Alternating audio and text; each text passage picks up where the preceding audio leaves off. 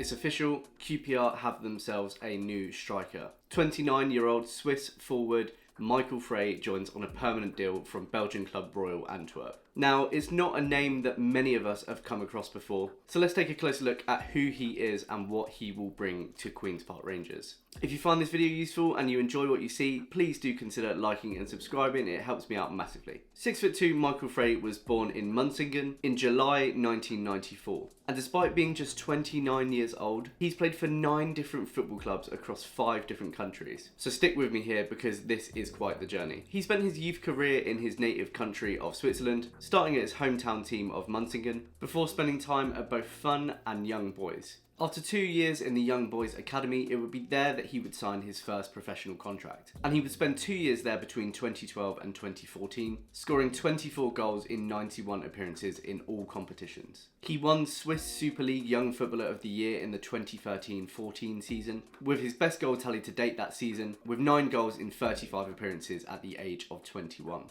In 2014, he would sign for Lille for a fee in the region of €3 million, where he would score 3 goals in 21 appearances. He was then loaned back out to Switzerland the following season, joining Luzern, where he would manage 4 goals in 17 appearances. It didn't really work out in France because the following season he would return to Young Boys, scoring 13 times in 41 games in the 2016-17 season. But he would once again be on the move the following season, joining Zurich permanently for €400,000 and enjoying his best scoring form so far with 16 goals in 36 appearances. It would be here that he would win the first trophy of his career, the Swiss Super Cup, not only beating but scoring in the final against Young Boys, the team that had given him his first professional start in football. And it would be on the back of his best scoring season so far, and a Super Cup winning season at that he would this time attract the attention of Fenerbahce, who would pay Zurich €2.64 million for their troubles. Now that would be a largely unsuccessful season for Fenerbahce, and Frey himself would score just 5 goals in 32 appearances. And you guessed it, Frey would end up going out on loan the following campaign. This time to Germany, joining Nuremberg in the 2nd division, where once again he would muster just 5 goals in 32 appearances in the 2019-20 season. Fenerbahce would loan him out again the following season to Beveren, where this time he would get back on track, impressing in Belgium's top league with 17 goals in 31 games. This was the season that would lead to him attracting the attention of Royal Antwerp, where he would sign permanently in 21-22. And he would enjoy another excellent season, scoring 24 goals in 46 games in all competitions.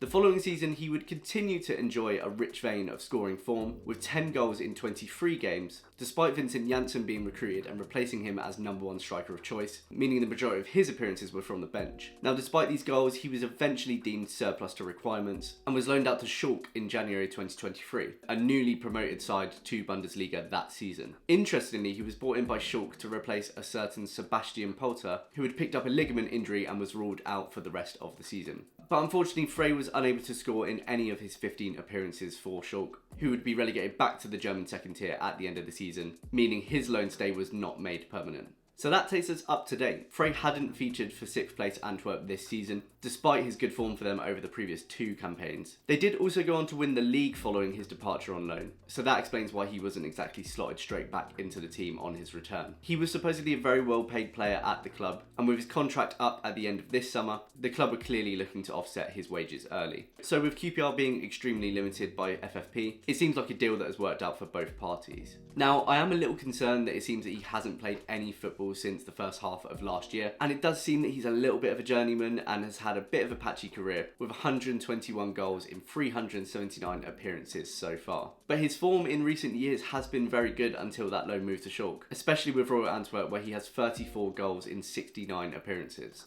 It does seem the higher levels of football have proved a step too far, with him struggling in Bundesliga and Turkey's Super League, but the hope here, of course, is that he will be more than capable of playing in the Championship. And the harsh reality is that if he was capable of playing and scoring at those higher levels, he wouldn't have signed for QPR. Anyway, that's his career. So what sort of player is he? Well, as I said in my video yesterday, like any good internet journalist, I have spent a lot of time watching his goals on YouTube. Earlier in his career, he seemed to score all manner of goals. Worldies from outside the box, long range efforts. But in more recent years, it seems that he's been dialed back to being more of a target man. A much larger majority of his goals are now coming from inside the box, with low driven shots, tap-ins and headers much more common for him. He does look like he has a really decent positional sense, scoring from all kinds of angles inside outside the box and getting on the ends of crosses and cutbacks. And at an inch higher than Lyndon Dykes, he does seem to use his stature to his advantage. I mentioned Seb Poulter earlier, and I can't help but be reminded of him a little bit, perhaps with Frey being a little bit pacier than Poulter was. There isn't a wealth of wow moments watching his goals back, but he does seem to know where the back of the net is, and we are in desperate need of that. And at the age of 29, approaching 30, he should be in his prime right now. And we can see that he started to approach that goal scoring peak during his time at Royal Antwerp, which should be a reassuring sign for us despite his lack of game time. The question is, having never played English football so far, will he work in the Championship? Will he complement our strengths? And will we play to his? So, there we have it, the first signing of the Martí Cifuentes era. Admittedly, Frey's mixed bag of a career makes it hard to get 100% excited, but we have brought in a striker that we desperately need. He looks a little bit nutty, pretty passionate, and you'd hope after 6 months of not playing he will be itching to get out on the pitch again. Given Marty's rich experience of European football, albeit not in any of the countries that Frey has played in, it's not too surprising to see that we've looked abroad for inspiration. He's going to bring a wealth of experience from Europe to this club. Quite clearly, Marty's pleas for the club to be creative during this January window have been heard, presumably with Dazell's loan to Birmingham making this move possible, and with rumours that Jimmy Dunn himself could be out of the door before the window closes. Maybe it won't be the only bit of business that we do before the 1st of February. Thank you so much for watching. Do let me know what you think of this signing in the comments below.